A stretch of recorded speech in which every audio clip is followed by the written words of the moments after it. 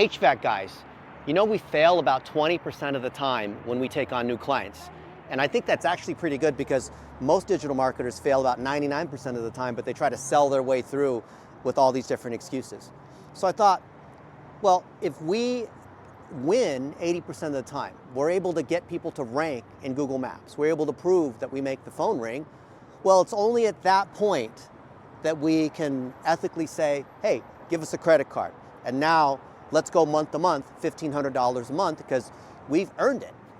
Can you imagine like sales guys that are trying to commit you to $100,000, lock you into a year contract, play games like own your ad account, control your website, hold you hostage? That kind of stuff just makes me want to throw up.